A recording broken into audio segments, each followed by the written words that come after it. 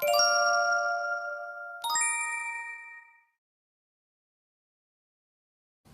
teman-teman semuanya, kita berjumpa kembali di pelajaran TOEFL kita, dan saya memohon maaf karena saya telah menghilang mungkin beberapa minggu karena saya sedang ada urusan penting di perkuliahan saya selama beberapa minggu, dan alhamdulillah sekarang semuanya urusan sudah selesai dan kita bisa melanjutkan kembali pelajaran TOEFL kita.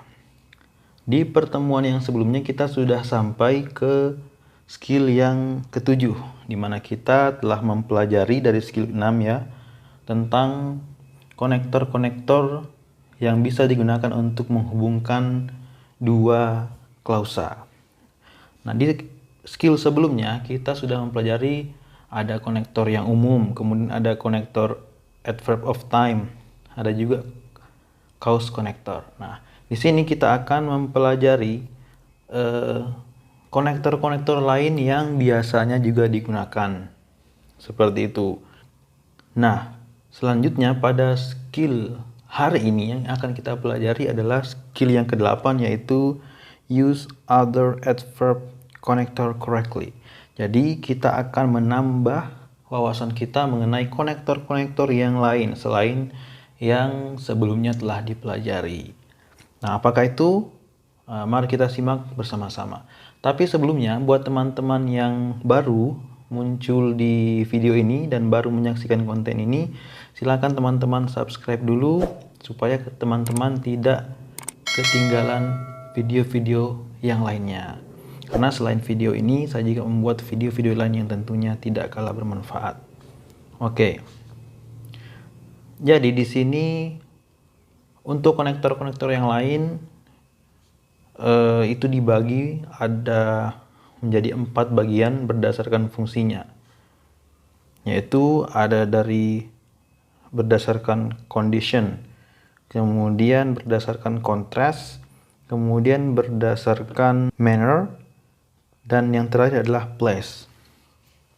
Jadi ini posisinya sama ya, konektor ya, sama dengan yang kemarin and, or, but, itu sama, tapi ini adalah bentuk lainnya yang digunakan pada fungsi-fungsi ini ya, fungsi-fungsi ini.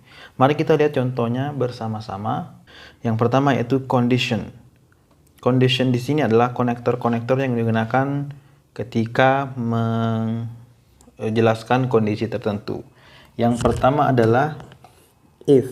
If itu artinya adalah jika ya, saya tulis artinya di sini. If itu artinya jika. Oke, yang kedua adalah in case. In case itu artinya dalam sebuah kondisi tertentu. Kemudian ada provided. Provided itu adalah artinya sebuah kondisi tertentu. Kemudian ada providing, artinya mengingat kondisi tertentu. Kemudian ada unless. Unless itu artinya adalah kecuali. Kita tulis dulu ya. In case itu dengan kondisi. Provided itu artinya adalah sama dengan kondisi juga ya. Providing artinya mengingat. Terus unless artinya kecuali. Whether artinya adalah apakah ya. Nah, oke, itu adalah penjelasan mengenai konektor-konektor yang termasuk dalam kategori condition. Yang kedua adalah konektor yang termasuk dalam kondisi kontras. Kontras itu merupakan konektor yang menghubungkan klausa yang memiliki arti bertentangan. Jadi antara klausa yang A sama B itu bertolak belakang. Contohnya kita bisa lihat dari yang pertama ada although. Although itu bisa diartikan sebagai walaupun ya, atau meskipun. Meski ya, kita tulis aja sini meski.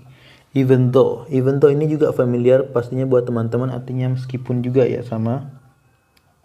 Kemudian ada though. Though itu artinya tetapi.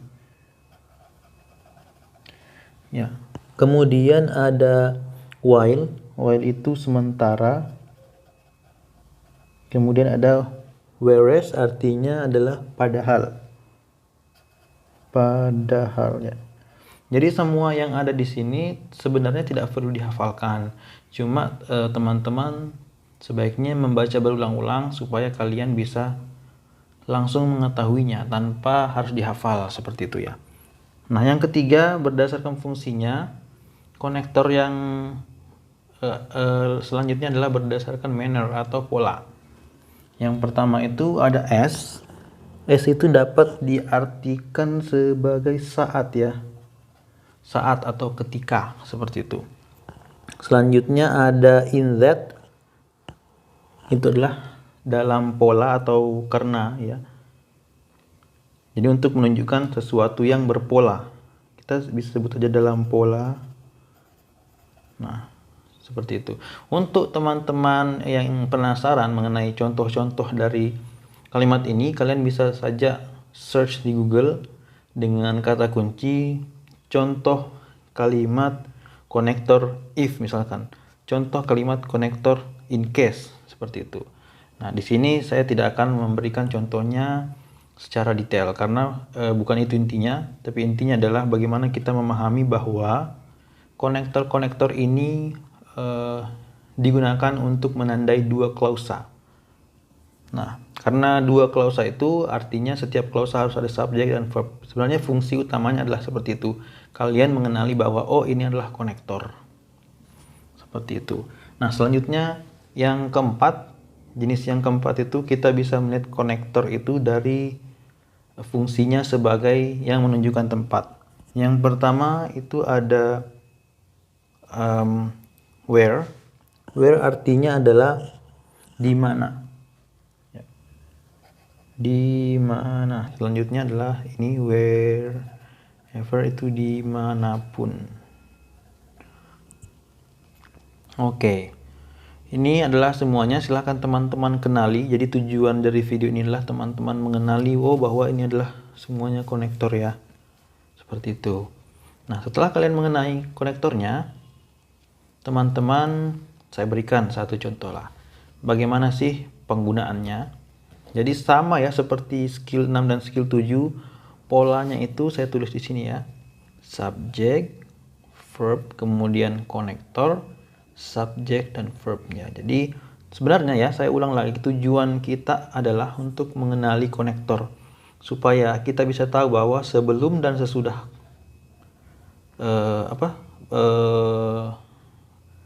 supaya kita mengetahui bahwa ketika ada konektor ada dua klausa, maka di masing-masing klausa itu harus ada subjek dan verbnya. Seperti itu.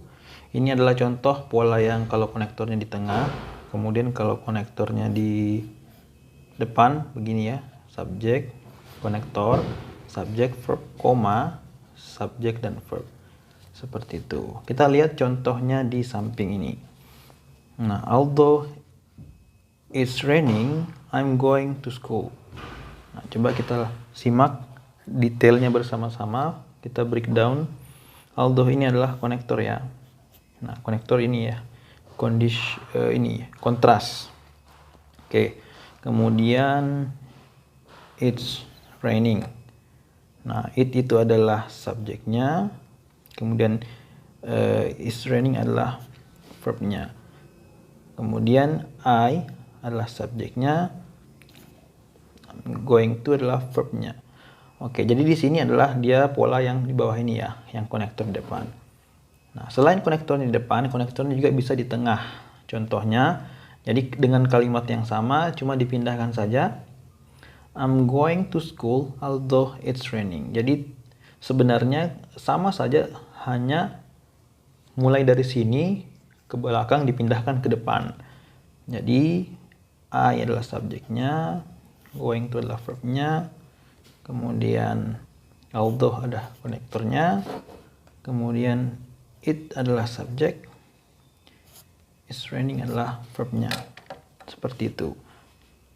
Jadi kalian harus mengenali ketika ada konektor berarti ada dua klausa, yang masing-masing klausanya ada subjek dan verb. Oke. Mari kita lihat contoh soalnya bagaimana menerapkan ilmu ini di dalam soal TOEFL. Dan kalian akan tahu kenapa pemahaman ini akan berharga buat kalian. Baik, ini adalah salah satu contoh kalimat dalam soal yang menggunakan skill ke-8 tadi. Oke, kita baca dulu soalnya. You will get a good grade on the exam provided bla bla bla. Baik, kita simak dulu apakah di sini ada konektor. Konektornya yang mana? Konektornya adalah ini ya, provided. Provided ya. Inilah makanya kalian harus mengingat konektor itu mengenali ya. Nggak harus dihafal ya, tapi kalian harus kenali supaya kalau kalian lihat, oh ini ada konektor. Jadi kalau ada konektor, kalian tahu bahwa harus ada dua klausa yang masing-masing ada subjek dan verb. Kita breakdown ya. You adalah subjeknya, will adalah verbnya. Get a good grade ya adalah kata objeknya ya. On the exam dan bla bla bla. Pokoknya itu hanya tambahan. Provided adalah konektornya. Jadi kita tulis di samping di sini apa yang kita dapatkan. Ada subjek, ada verb, kemudian ada konektor. Nah, kembali ke rumusan yang awal ya. Ketika ada konektor berarti ada dua klausa. Ini sudah ada klausa pertama. Nah, yang tidak ada adalah klausa yang kedua. Setiap klausa itu terdiri atas subjek dan verb. Oke, berarti kita mencari yang tidak ada yaitu subjek dan verb. Maka mari kita baca satu-satu pilihannya sambil kita mengeliminasi. Yang kita cari adalah subjek dan verb. Jadi harus ada dua-duanya ya. Oke, pilihan yang A, studying. Studying itu adalah verb ya. Oke. Jadi salah karena tidak menyediakan dua-duanya. Kemudian study sama ya, verb juga salah. To study sama ya, verb. Nah, bisa ditebak ya jawabannya apa, tapi kita simak dulu. You adalah subjek, study adalah verb. Nah, menyediakan apa yang kita butuhkan yaitu subjek dan verb. Jadi jawabannya adalah D. Kita baca ulang kembali. You will get a good grade at the exam provided you study. Kamu akan mendapatkan nilai yang bagus pada ujian dalam kondisi kalau kamu belajar. Oke, itu adalah satu contohnya.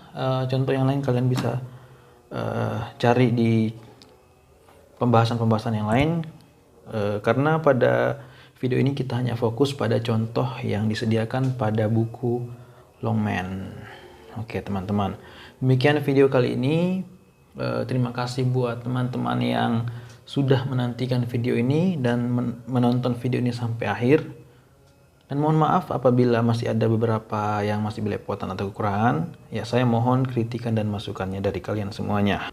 Serta masukan juga saya mohon dari teman-teman kira-kira apa lagi yang bisa saya buat di channel ini. Oke, terima kasih sekali lagi. Sampai jumpa di video-video yang selanjutnya.